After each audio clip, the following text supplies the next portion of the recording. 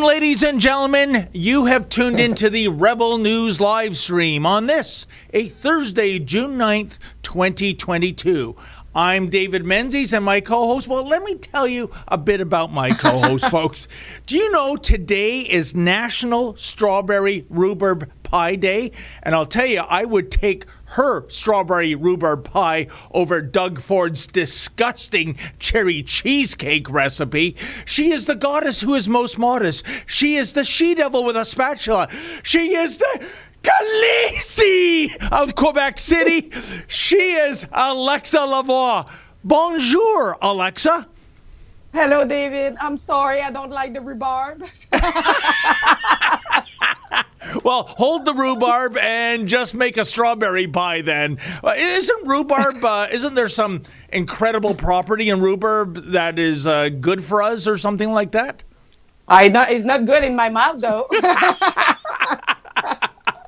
Well, I know one thing for certain, and you know what? I think we're going to do this now that Premier Ford has been reelected. I've been told by those who are bakers that they analyzed Doug Ford's recipe for his cherry cheesecake, and they said it's actually quite awful.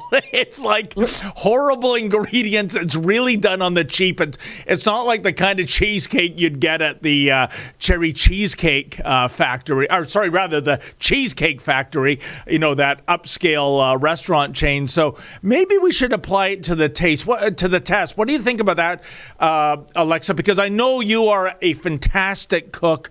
Whenever we go out on assignment, you insist on cooking for us all, and wow, you really hit it out of the ballpark every time with your delicious recipes. I know how to make a cheesecake, but I didn't see the one that Doug Ford made. But I saw him eating on it on your report, but I didn't see the full recipe. Yeah, and I think we kind of see the results of eating cherry cheesecake on a regular basis. Anyway, enough about culinary delights, Alexa. Would you like to tell the folks the ostensible policy reason of what we're trying to do here, my friend? Yes, so as you know, is the daily live stream, everybody, and we will talk about many different topics. And sometimes, you know, some topic is more inappropriate for some platform because of the censorship. So please, if you see that we cannot continue on YouTube, you can follow us on Rumble, Super U, Odyssey, and do we have another one? Is it Getter? Yeah. Yes. Yes. Now we have Getter.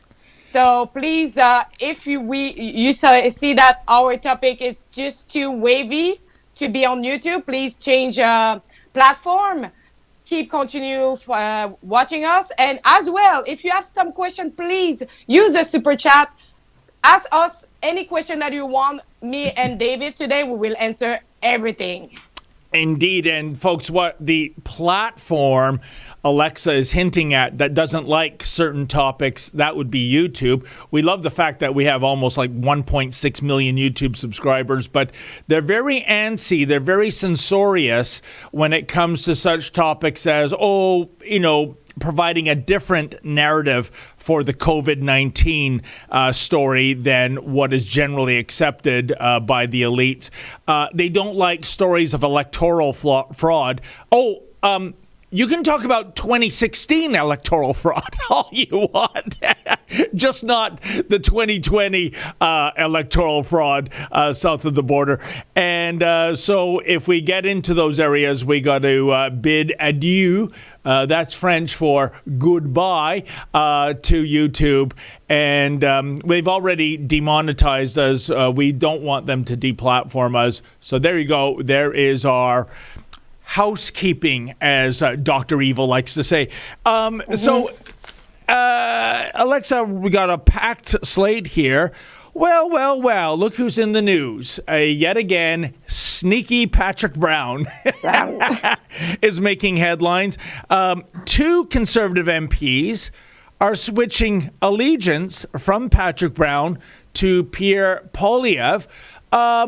What do you think is the unspoken reason for these Conservatives to abandon the Brown ship and to get the life preserver on and go over to the Pierre Poilievre ship? Do you think it's just a recognition that basically, with the way things are going, Poilievre looks like the odds-on favorite to win the leadership? But I'm sorry, okay? They were in their campaign party since a month, and maybe more than that. And obviously, like they released the how many membership they sold.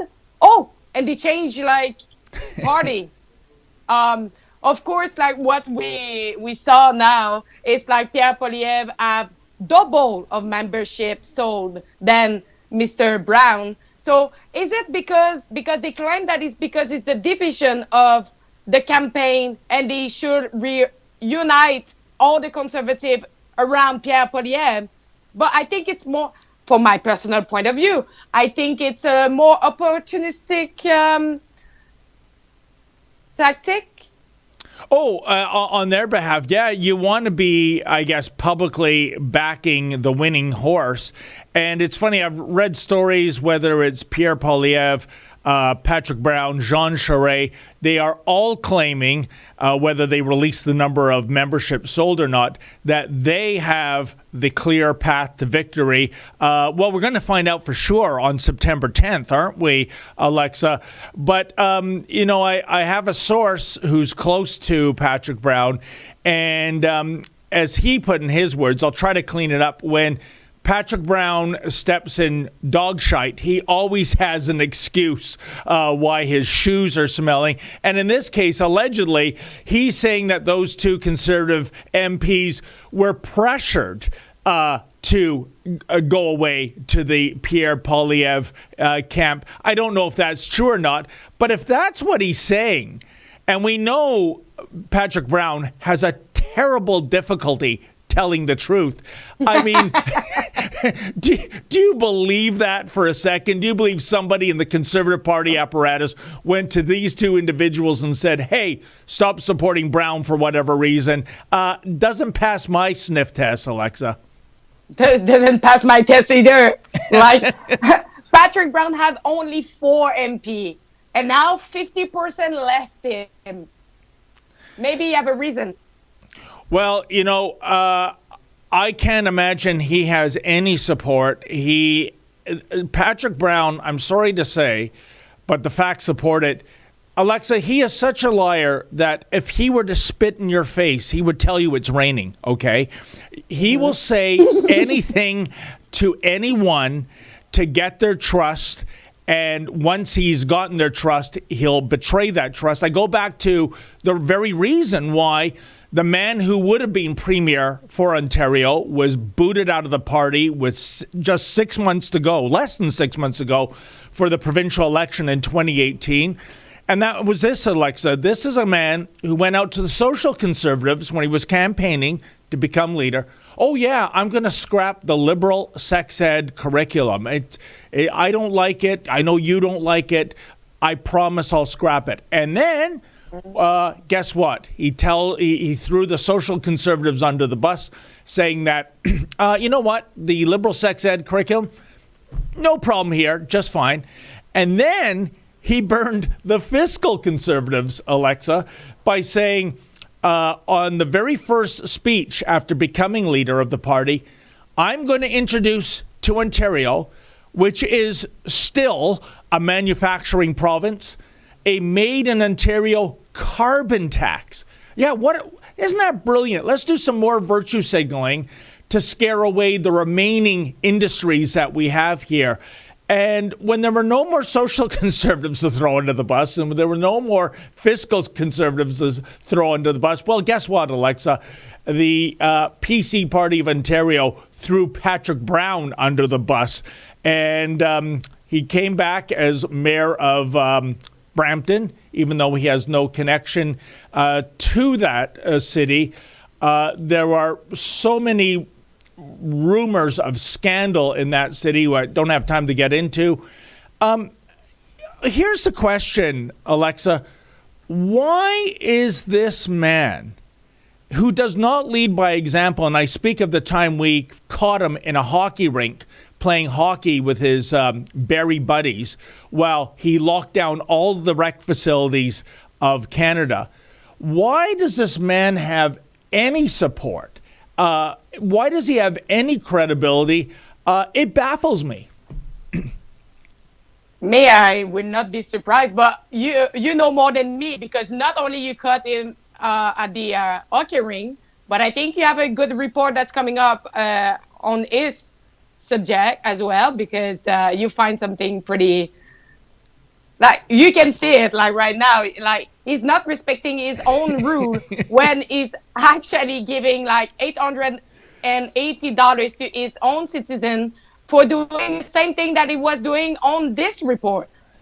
100%. Like where is his fine him? Where is his own fine to have breaking the law at that time? No, and we're watching the video of me catching him red-handed. His hockey bag was there with his name and number on it. And as you might recall, Alexa, he said he was at the Earnscliffe Recreation Center to, quote, inspect the facility, end quote. Well, first of all, if you're there to inspect the facility, go ahead and inspect it. Why are you running away from me? Right now, folks, what you're seeing is Patrick Brown and his chauffeur frog marching out to their Mercedes SUV, which was, by the way, taking up 2 parking spots. A real douchebag move, if you ask me. But so if that's your answer to why you're there, why aren't you inspecting the facility? And you know, Alexa, don't you find it odd that somebody who's inspecting a rec facility, you know, checking, I don't know, the Freon levels, checking the oil levels of the Zamboni, why are you wearing what appears to be like a $3,000 suit? It's what I was going to say you. I was actually going to tell you, since when we inspect a facility with like a nice suit with a cravat? Yeah, like a tie. Unbelievable. So, and by the way, if you do watch the video, folks, and if you haven't, it's a classic. You see right from the get-go, I introduce myself with my name, my organization, Rebel News. He goes on Twitter and into other media saying I was pretending to be a reporter with Maple Leafs TV. Now, he was wearing Maple Leaf swag. That's because I just wanted to blend in with the hockey players. But here's what happens when you lose track of the line. And it's this. You see, Patrick, there's no such thing as Maple Leafs TV. There was something called Leafs TV, and then it was rebranded as Leafs Nation TV. But there was no such entity as Maple Leafs TV. So when you're crafting these lies, get the facts that you base these lies on correct. Do a little research. And Alexa, I don't know if we can dig it up on short notice, but I thought our wonderful colleague Lincoln Jay really hammered Patrick Brown at the last Conservative Leaders debate. And it was with the question that, I'm paraphrasing now, but given what we saw in that report, that you were breaking the rules of the city, that you were locking down all the rec facilities while you secretly played hockey, how can Canadians trust you on bigger picture issues if we caught you in a lie? And if Olivia does find that, how did Patrick I Brown, was there. You were there as well. So I'm not going to say his response, but simply it's this, folks.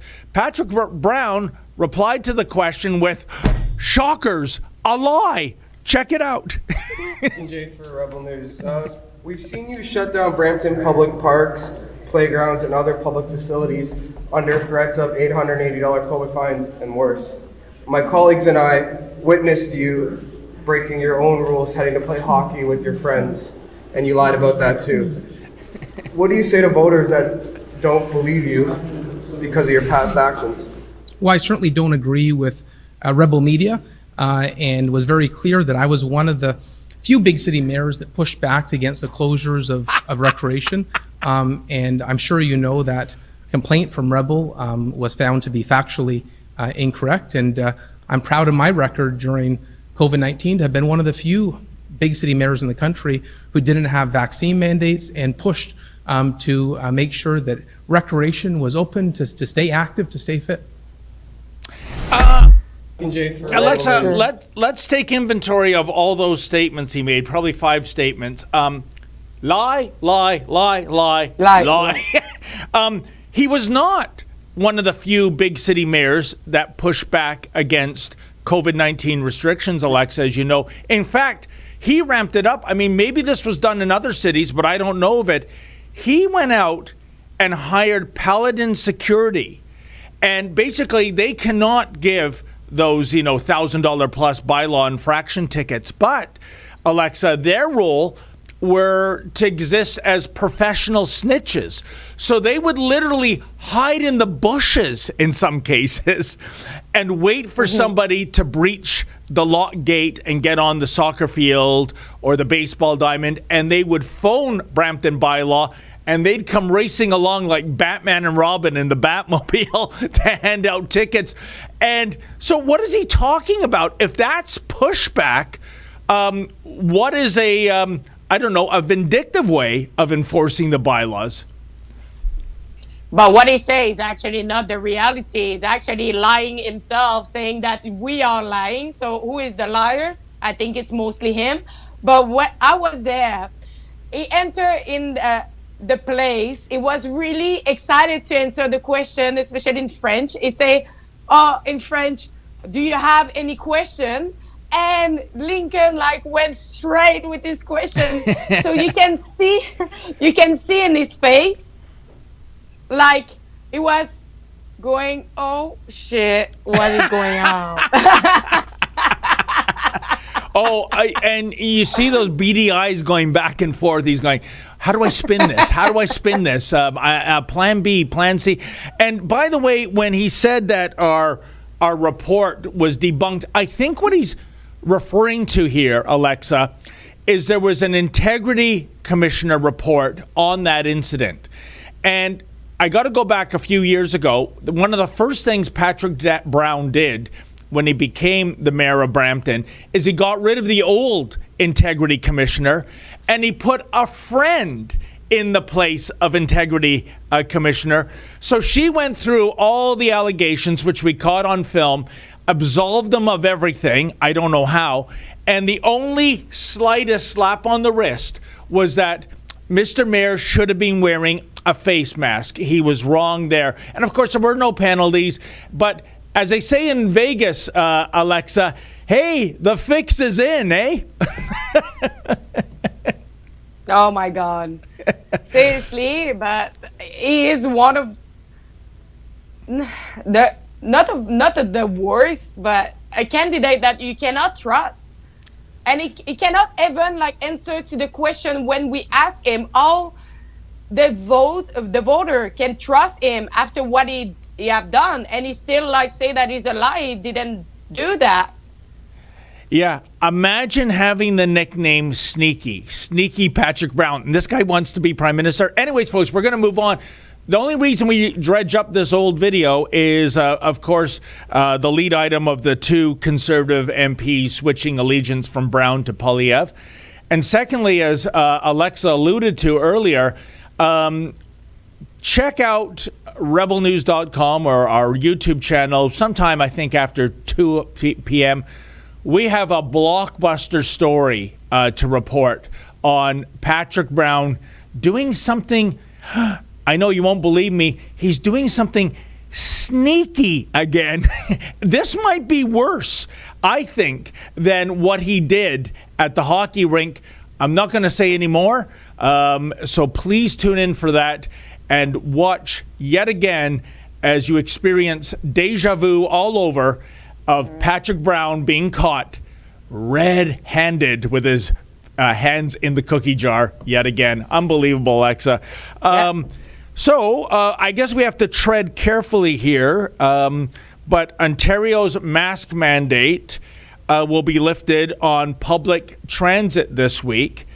And yes, and here's the thing. I was listening to the mayor on radio coming into Rebel News World Headquarters this morning, And the mayor was saying how the science supports this, that the mask mandate should be lifted on Saturday. Not today, mind you. That coronavirus is hanging around big time for the next 48 hours. But here's the inexplicable thing, Alexa. The mayor said the mandate is going. The mayor said the science supports the mandate going in terms of public transit. But he wants you to wear your masks on the public transit system nevertheless. Alexa, I don't understand it. If the medical health people, and John Tory is not a doctor, nor does he even play one on TV.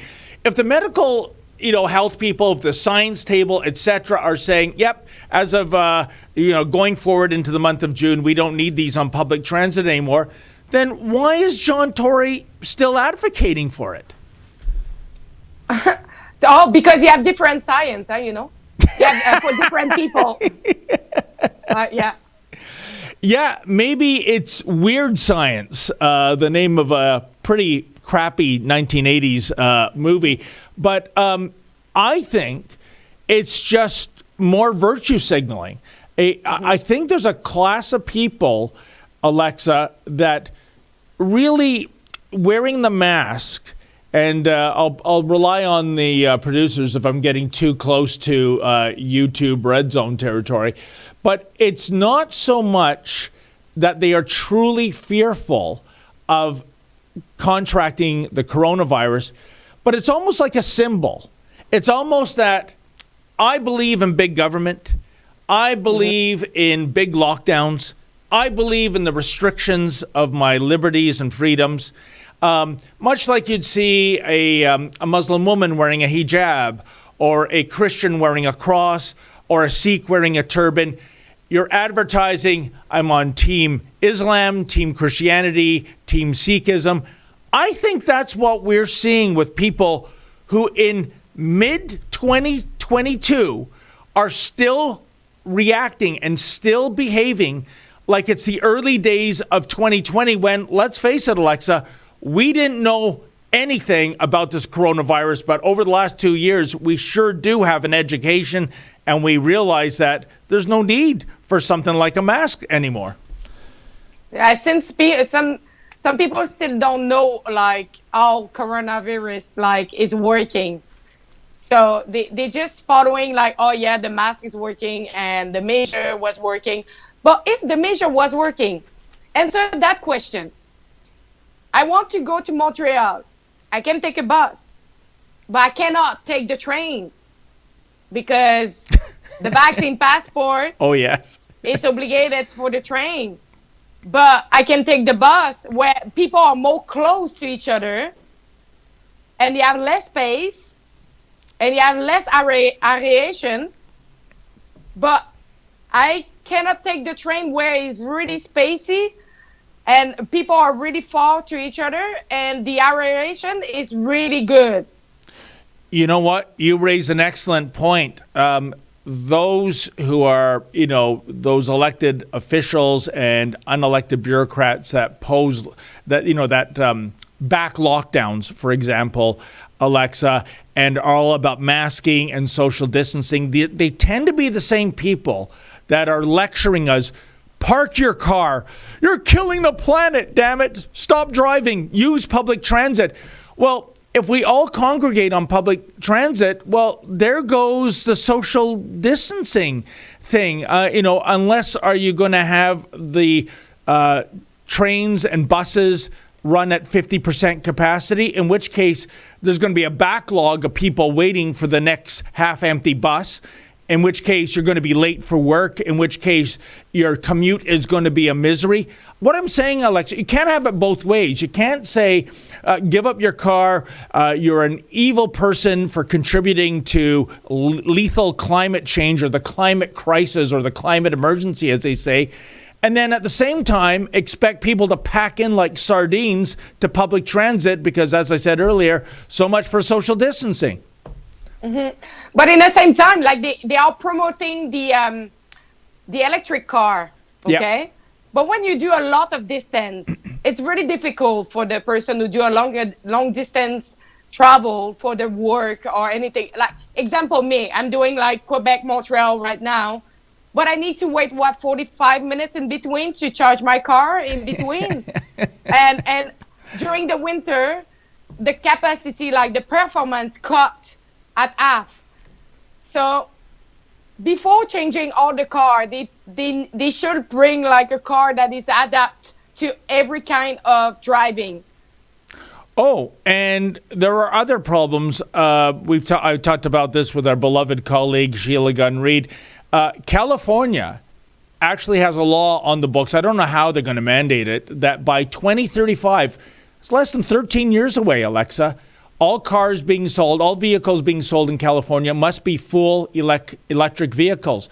Well, what's going to power them? This is already a state which has more than the population of Canada that is suffering brownouts and blackouts, primarily because they only have one nuclear plant that is still functioning to provide electricity. Just imagine millions more electric cars on the California grid system. That's going to lead to blackout and brownout disaster. In fact, a couple of weeks ago, there was a report that was tabled that said exactly that unless the energy requirements are ramped up, and of course, they're anti-coal in California, they're anti-gas and diesel, they're anti-nuclear. There's no new nuclear plants on the drawing board as far as I'm concerned. What's going to power all these electric cars? Dilithium crystals? Star Trek fans will get that reference. But it's not going to be windmills and solar panels. There's just not enough energy. So again, these people pushing these agendas, Alexa, when it comes to reality, they haven't thought things through, have they? Mm-hmm. And just 1 minute, like the most polluted thing on Earth, the main one is plane. Plane are really a huge polluted engine, and some of the big elite are using private jet. Oh yeah. So imagine their carbon footprint, how big it is. Probably Trudeau have a carbon footprint bigger than everybody in Canada. Yeah, I think, what was that stat? He has virtually circled the world in terms of his airplane travel, in terms of the thousands of kilometers. And again, it's one law for thee, one law for me. By the way, this proves that if Patrick Brown did become prime minister, and if that happens, I think I'm moving to Nicaragua or something like that. But this hypocrisy, Alexa, why does Trudeau have to get on a plane and go halfway around the world for some virtue signaling conference when he can do what you and I are doing right now? We're talking via Skype or Zoom or what have you. That's what they preach for everyone else to do. But I think the muckety mucks, they like the idea of taking a little vacation, so when the World Economic Forum is in Davos, Davos is beautiful this time of year, can't wait to go, don't get the full Swiss experience talking over a video monitor, so I think I'll get on a plane. What a hypocrite. Yep. And after that, they say it's us that we all polluted the world. But of course, because we pay for their private jet and their travel, it's us that we all polluted the world, of course, because it's our money that is injected there. And they're all the same, whether it's Justin Trudeau or Al Gore or David Suzuki. And they're acolytes, because I've actually had this discussion when I bring up these people, these climate change warriors. How do you connect the dots that they're flying, say, all the way to Australia on a private jet, and while they're telling us to, dial back our existence to something like Fred Flintstone, the Stone Age, and they say things, well, you see, what they're preaching is so important. And if it changes the behavior of thousands, if not millions of people, then it's worth it for them to have a big carbon footprint. But like I said, Alexa, they don't have to be there in person. We have the technology that they can video conference this. So I'm not buying that explanation at all, are you? No, but I will tell you something. Your next cake will be a bug's cake. Will be a what cake? A bug's Oh, a cake. bug. You know, I got to tell you, I remember watching some local media. This was when I was in high school back in the 70s, and it was the Royal Ontario Museum here in Toronto. And they actually had, I guess they were ahead of the curve. I mean, I was watching this news report, my jaw on the floor. But they were looking at, it was an exhibit called, Cooking with Bugs. And I'll never forget one of the items that was there for people to sample was bumblebee raisin bread. And what was uncanny about this is because when you chop up the bumblebees, you can't tell whether that thing in your bread is a raisin or a piece of bumblebee. So, I know you're getting sick right now, but hand to God, Alexa, I'm not making this up. And I guess the Royal Ontario Museum was just so ahead of the curve. But on the flip side, the bug cuisine advocates, Alexa, will tell you that the protein in insects is it's off the charts. It's like 80% protein compared to, I don't know what it is for steak, maybe 28%. Don't quote me on that. So is there a way to, because I know you're a great chef, is there a way to disguise the bug part of the meal by making the bug entrees taste good somehow? So we get the protein. Yeah, there is. Yeah, okay. Yeah. But I buy myself. It's a bugs powder grill, and it's a flair that you use for cake. So you make a part mix with normal flour, and you mix both, and you can make muffin cakes, and it's really high in protein. Wow. Well, I'll tell you, last weekend I was in downtown Toronto. I was on patio, beautiful day, and having a snack. And I said to the waiter, excuse me, waiter, there is a fly in my soup. And he said, yeah, and your problem is? Anyway, that's the way it comes, right? Oh, what a brave new world we live in with such wonders in it. And so we'll move on. Geez, we went from wearing masks on TTC vehicles to bug soup. Unbelievable. But we have a video because maybe the folks are getting... We do. And it's Trudeau's transport minister, Omar Cotter. Omar Al-Gabra. I got my Omars mixed up. And he's saying Canadians shouldn't bet on travel restrictions being lifted anytime soon. I think that's a good bet. Let's check out what he had to say. Just about the vaccination, can you just clarify, because it's still an obligation to be vaccinated, to take training, etc. What's the process? Are you reconsidering that, and what would be the process? So, like every other public health measures we put in place, cabinet debates it and looks at the evidence before it, consults experts, including Dr. Theresa Tam, and then we make a decision. And like we've done in the past, many of these measures are reviewed on a regular basis, and sometimes we make adjustments. Should I bet on the obligation to be lifted for this summer, let's say? So one thing I learned, that if I bet against COVID, I always lose. So I don't advise anybody to bet. Thanks for that financial advice. But and don't use crypto either. But look, I did bet with crypto. You don't want to, but that's up to you. But just stick with vaccination. I really can't give you a firm date because it's an ongoing process, but we've demonstrated in the past that when we think it's the time to adjust a certain measure, we do it really quickly. You know, Alexa, the first thing that strikes me about that video is the cozy relationship with the mainstream media. Oh, oh, don't bet on this, don't bet on that. I lose every time. You know what would take the humor away from that press conference?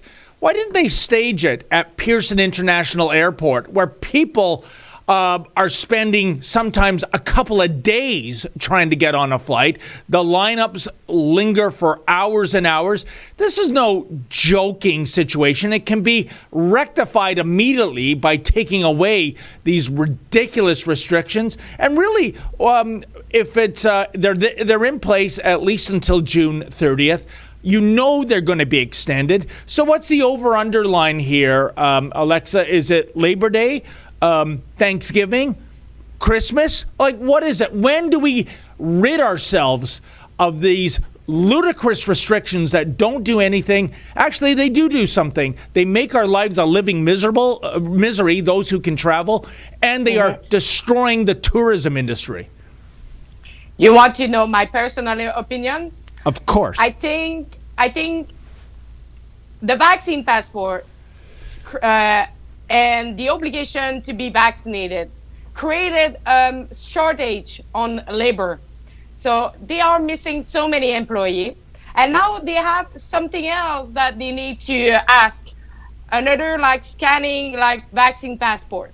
So already in the past, they needed a lot of staff to scan the luggage, to verify the passport, to for the plane as well. But now they need more staff for scan the vaccine passport, but they have less staff than before. Okay? So that created a big chaos in the airport. But they want that. You know why? Because they want to implement the KTDI, the non-digital traveler identity that Mr. Justin Trudeau have signed with the WEF in 2018. But they want the acceptability of the population. How to make that work? Create a chaos that the people want the normality back. So that will bring that option to them, and the population will say, of course we want that. We want normality back. So they will get the acceptability of the population to implement the non-digital traveler identity, the digital identity. And so afterwards, they will remove the vaccine passport because the vaccine passport will be inside of the non-digital traveler identity. So they will be able to do everything, but with machine. The machine will verify your identity, your vaccine passport with your information, your digital and biometric identity. You know what, Alexa? That is a fascinating theory, and sadly, I think you might be right. I think this is the way this government is going. They're all about control.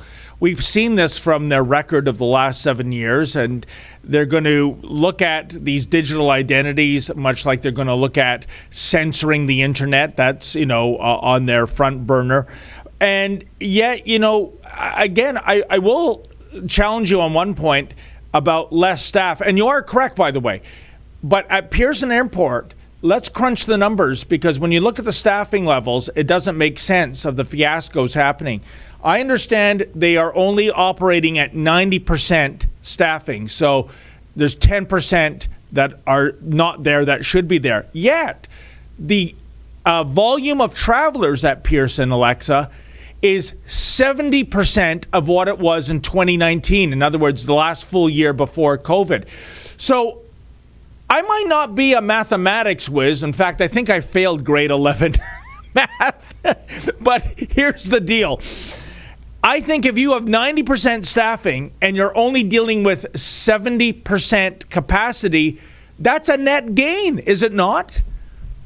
Yeah, but all the people who lost their job, they took new people that they are not trained for it. So they are learning on the job, doing the same job, but they have not the experience of the people who lost their job. So, you take someone that have experience with a person who have no experience, and the person who have no experience, it's half performance of the person who used to do that job. You know, and what drives me nuts on this file, Alexa, is that this, you know, what's happening at the airports, especially Pearson and Toronto, it's not the result of a storm or a catastrophe or anything like this. This is fixable immediately by dropping these mandates. And it's only being promoted for virtue signaling. Look what we're doing, you know, to keep Canadians safe. But I'll tell you this, Alexa, I think people, no matter where you are on the political spectrum, left, right, center, in between, when you go through this misery and you know it is, you know, unneeded, it's not effective, I think it's only going to grow resentment for this current federal government to such a degree that whenever we have that election, people are going to vote with that resentment in mind every time they have to go to an airport in this country. Yeah, and I need to explain to you, like, just my way to see. Like, example, I was working in a restaurant, okay? And every time that you see a massive changing of staff, we have the same number of staff. But at the end, it's a total chaos in the restaurant. Dirty everywhere. People are not like working at the same level. And it's just totally like not working. But take that image and put it back to the airport. Yeah. It's actually what happened with the implementation of the mandatory vaccination and vaccine passport. It's the same. Same. We have the same picture here. And the thing is, if they are lifting all the mandates, the people who were working in the airport, they will come back. They love their job. They want to work.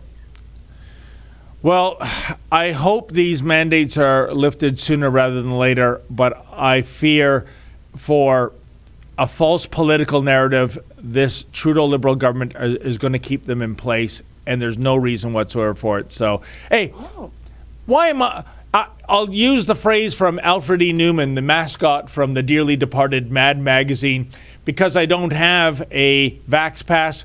What me worry? I'm not flying anywhere.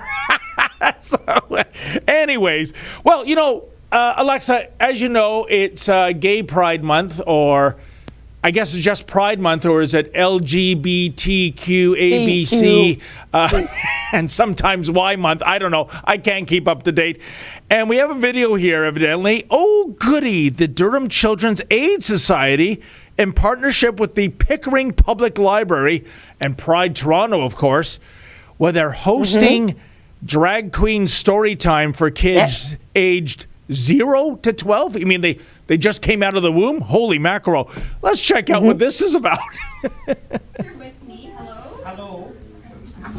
I'll let you go ahead. So my name is Max, and I'm with the Children's Aid Society, and I want to welcome you to our second drag queen story time this year. For the first time after 3 years, and I know Lucy is excited to be with us because she was over the camera for 2 years, seeing all of us, and I know lots of people were excited to see her here. So I'll tell you why we are here.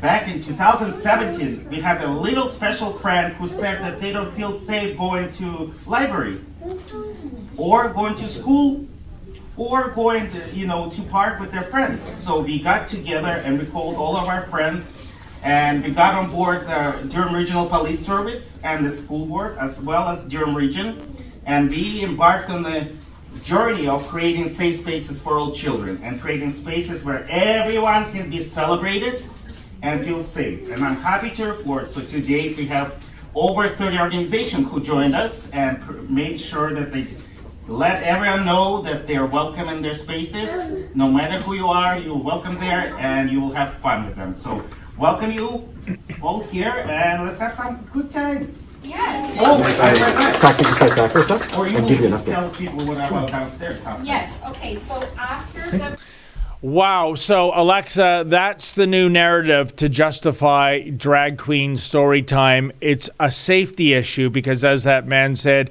he knew somebody that felt unsafe going to a library. I was at the Richmond Hill Library yesterday, true story. And, there were downed hydro wires. There were venomous snakes and scorpions running around. I had to run for my life. It was such an unsafe environment. This is ludicrous. And, I have no issue if men want to dress up and pretend they're women and be drag queens. Fill your boots. If you want to march in a pride parade, no problem at all. But this compulsion, and it's growing every year as far as I can tell, Alexa, of somehow getting children into the mix. These are elementary age children 12 and under, that are being exposed to this. And drag queen story time is one thing, as our colleague Juan pointed out in one of his reports a few days ago. There was the Dallas gay bar called Mr. Mister that actually had drag queens doing their stripper performances and little kids walking up to the stripping drag queens with dollar bills to give them. What parent brings their child to this kind of thing? This is not kid friendly in my book. Or I don't know, Alexa, am I a homophobe or a transphobe or something? No. Where you say that it was that activity? Dallas, Texas. Okay. Yeah. So this weekend you have one in Montreal, sponsorized it by the city. So the city is paying for this event. It's for children, and it's a drag queen storytelling. And so I tried to register myself, but the day after they changed their policy that adults cannot go alone without the kids. So they actually refused me to go. And I wrote an email, so it would be on my next report, for having some answer to a question on what the drag queen have to be with the literacy of children. And I received a nice email saying that they are not answering to media, especially the one that are promoting, you can see. Unfortunately, we will not be answering any question on this subject, as we feel that giving media space and platform to people who advocate hate and division and who do not share our value of inclusion and acceptance. Wait a minute. Pot meet kettle, kettle meet pot. They're exhibiting hate by saying if you don't have a child, you are not getting in. And by the way, Alexa, not to give you any unwanted advice, but I'll do so anyways. Why not play their game? Register yourself again and Guillaume, and pretend Guillaume is your 5-year-old son, because that's how he identifies, right? Maybe your 5-year-old daughter. I mean, he'll have a hard time explaining that bushy beard of his, and bring them in, because isn't that what it's all about right now? It's not who you are, it's who you identify as. Yeah. So why don't you give it another kick at the can and see what they say? I'm gonna try something out, because it's obviously they don't want nobody filming probably or reporting on what is going on, because as you know, my name is on both email of the one that was registering for going there and the one that was asking question. And that day I received, first of all, the changing policy, and afterwards that email saying that it would not answer my question. So the question arises, Alexa, if they don't want you there, if they don't want what they deem to be unfriendly media types there, what are they hiding? Exactly. It's what I'm thinking, because they are taking the money from the city without asking the citizen, are you agreeing that we take your money for funding an event for the kids with drag queen? And you know what? The event, it's sold out. Alexa, try to get me in the head of a parent who thinks This is a great idea. I want my 4-year-old son or my 5-year-old daughter exposed to this. First of all, what is the point in having a drag queen story time in the first place? And like I said, who are these parents that think this is just the best idea since sliced bread? Yeah, but I think it's everywhere. They want to push a little bit the LGBTQ, and recently I read an article that say, how can we be still heterosexual? What the? No, you're quite right. I think it's about indoctrination. And I think recently I saw a poll, and it was, I'm not sure if it was American or Canadian school children. I think it was Canadian. And it was something like 23% identified as LGBTQ2S++++, and the list goes on. That is an outrageous number. We know that in that community, the percentage is less than 2%, or historically that's been the percentage. How did it jump by more than 20% virtually overnight? I think it's children being indoctrinated that this is cool to be trans or bi or two-spirit. Yeah. And therefore, that's the box I'm ticking. And we look at these studies and go, oh, my God, look how big this community is. There you go. Thank you, super producer Olivia. LGBT identification in U.S. ticks up to 7.1%. How do you go from less than 2 to 7.1% virtually overnight, Alexa? I'm not buying it.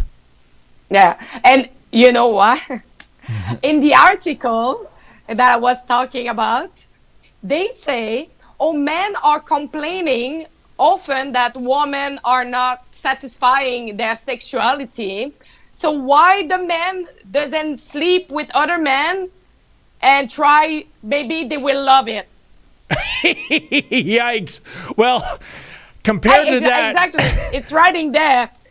Like, they are always explaining how much they love women, and but I don't see where it's writing. But I was reading that as a person, and I was like, maybe if a children read that, I don't know, like sometimes 12 years old, like they read article, or I don't know. Wow. Saying that, say, oh, but you should explore. Because as you know, like women, sometimes they are not satisfying like the need of a man. Oh, yeah. So sleep with another man, maybe you will love it. Well, you know what, Alexa, you have shocked me, and now I have super appreciation for Lady Menzoid's oft-stated remark of, not tonight, David, I've got a headache. Anyway, we should get this on chats, I think, because we're kind of running out of time. And how are we going to facilitate that, super producer Olivia? Oh, on Slack for me? Oh, I can do it. Alexa, you see, folks, I am unfrozen caveman journalist. Your tall buildings and fast-moving cars frighten and confuse me. So I'm going to let Alexa go on to Slack. To me, yes. Slack sounds like a pair of pants, like slacks. I know it's not that, but I can't figure out how to work it. But I'm sure Alexa, who is smarter than the average bear, will figure it out. So, Alexa, are you getting any of our chats on Slack? Yeah, of course. Okay. We have. Thanks. We have Jutta birthday, $1. Thank you. Thank you. Why don't they kick Patrick Brown out of the party? He lies every time he opens his mouth. I wouldn't trust him as far as I could push him. Well, my friend, let's see what the Conservative Party of Canada has to say once our video hits the airwaves. You might get your wish, is what I'm hinting at. I hope so. Me too. So, again, we have Jutta birthday, $1. Thank you again. So, he said, The proof is in the pudding. Look at is high lies, lies, lies, and more lies. Well, I don't know about pudding because, after all, today is indeed Strawberry Rhubarb Pie Day. Strawberry I'll pudding. look up which day National Pudding Day is, and I'll weigh in on the pudding question, Alexa. So we have Fraser, $5. Thank you. Right. The real question is, when do we ride ourselves of Trudeau and their liberal? Maybe it's rid. Yes. When do we rid? Yeah, that is a very good question. I pray, Alexa, we're not waiting till 2025. That seems like an eternity away. And in political years, that is an eternity. I mean, goodness sakes, 3 months can be an eternity. The idea that we're going to have to wait at least almost 3 years.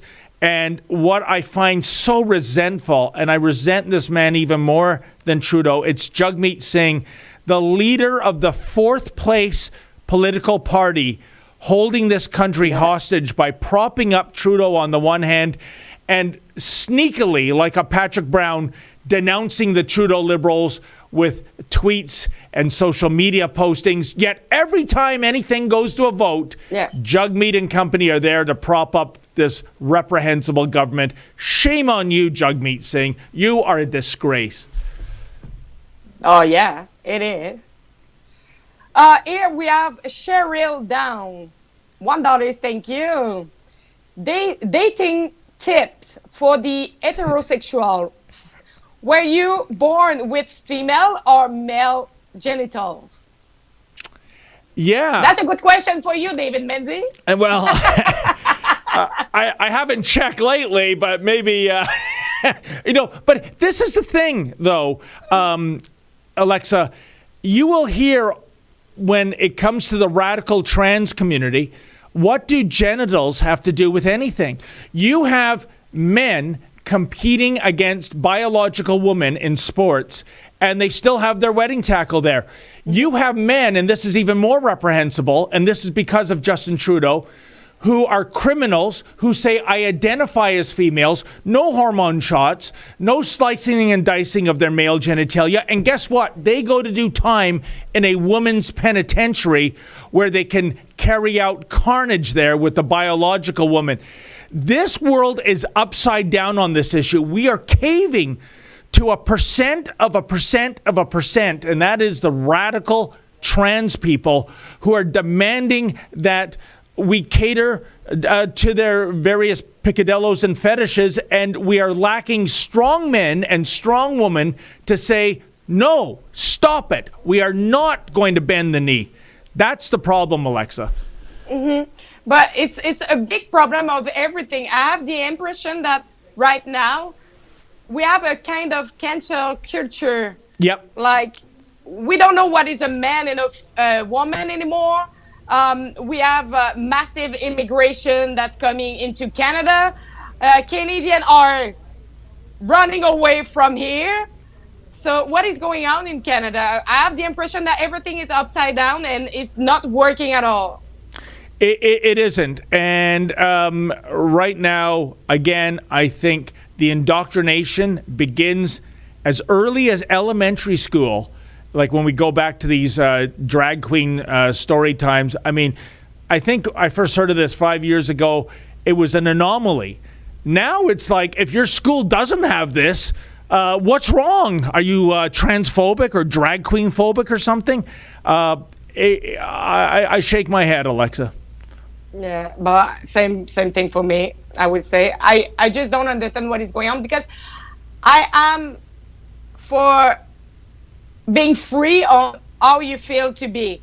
But do we need to expose and to try to implement some image and way to be to people? Just live your life as you want to live your life. 100%. That's it. And Alexa, when I went out to Kitchener last year to cover a protest of there's a female penitentiary in Kitchener, Ontario, and there were protesters there about the number of biological men. Can you believe it? Getting to do their time there. And get a load of this. One of the demonstrators was a trans person. That person, and I don't want to misgender the person, so I'll just say that person. That person was saying, no, this is wrong. You should not have biological men in a female penitentiary. Here's the people I direct my ire towards, Alexa, are not those trans people or members of that LGBTQ plus community that are just living their lives as private citizens. They're in suburbia. They just want to be left alone. It is the radicals. It is the true fringe movement that is saying, we demand this, that, and the other. Oh, my goodness, there's me and my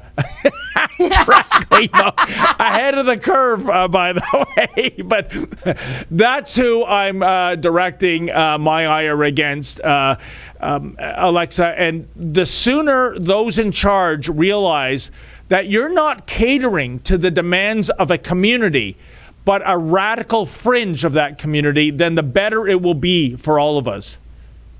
Yeah, exactly. Do we have still Super Chat? I think we finished. Oh, but we finished our time too. It's been an hour. We are done. Whoa, how do you like that? It, almost 1 hour on the dot. Time flies when you're having fun. I thought it was just like 5 minutes. Well, Alexa, thank you so much for filling in for the she-devil, Sheila Gunn-Reid. She is covering some very important court business in Alberta, and of course she will report on that lately. And thank you to the super producers behind the tinted glass. I can barely see them, but I think we have Olivia and Efron. And thank you, everyone, for tuning in, especially those who gave a chat with a dollar amount attached to it. That is how we keep the lights on.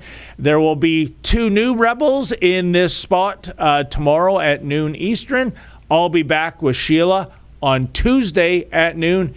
In the meantime, folks, as always, stay sane.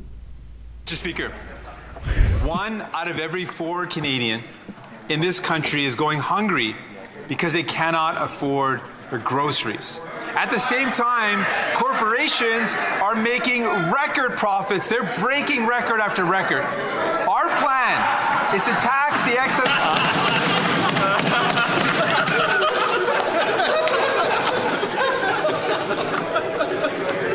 I'm going to ask the honourable member to start from the top so that we can all hear his question. The honourable member for Burnaby South. I just mentioned that Canadians are hungry, and I hear laughter in the chambers. Yeah. They should be ashamed of themselves. Ashamed of themselves. Absolutely ashamed.